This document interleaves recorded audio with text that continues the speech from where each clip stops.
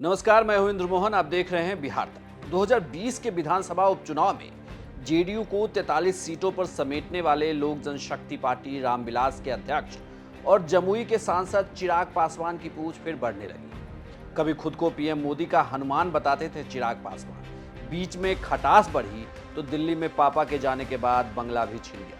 लेकिन एक बार फिर से बीजेपी की भाषा में बात करने लगे हैं चिराग पासवान। दलित और खास तौर पर पासवान वोट पर उनका गहरा प्रभाव है। बीजेपी का काम पशुपति पारस से चलने वाला नहीं।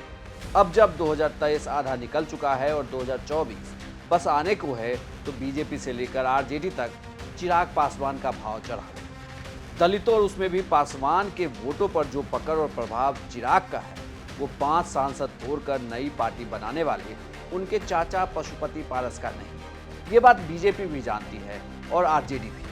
बीजेपी ने हालांकि चिराग को मनाना शुरू कर दिया। तभी तो गृह मंत्री अमित शाह से मुलाकात के बाद जेड कैटेगरी की सिक्योरिटी दी गई।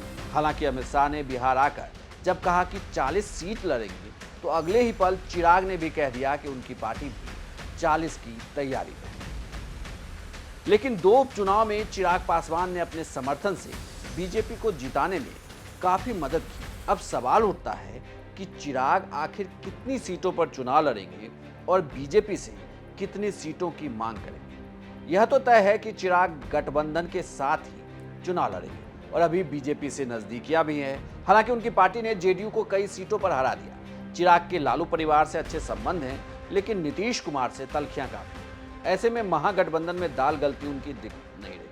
एलजेपी रामविलास के सूत्रों की माने तो चिराग पासवान ने 2024 के चुनाव में गठबंधन के लिए अपनी शर्तें बीजेपी के सामने रख दी है। सबसे पहली शर्त यह है कि चाचा पशुपति पारस को सरकार और गठबंधन से विदा किया जाए। उसके बाद चिराग को लड़ने के लिए लोकसभा की 6 सीट के साथ साथ एक राज्यसभा सीट और 2 विधान परिषद की सीट भी चाहिए। चिराग का कहना है कि 2019 में उनकी पार्टी को जितनी सीटें मिली थी, उससे कभी भी कम उन्हें मंजूर नहीं होगा।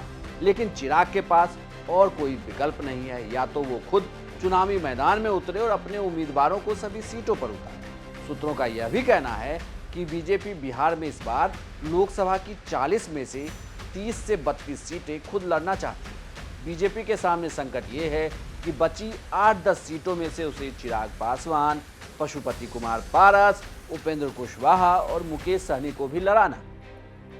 जैसे चिराग 6 सीट मांग रहे हैं, वैसे ही पारस भी अपनी पार्टी के मौजूदा 5 सांसदों के लिए सीट मांग रहे हैं। ऐसे में देखना होगा कि चिराग की मांग कैसे पूरी होती है और चिराग किसके साथ लोकसभा में जीत का दम भरेंगे। आपको यह जानकारी कैसी लगी, हमें कमेंट बॉक्स में लिखकर जरूर बताइएगा।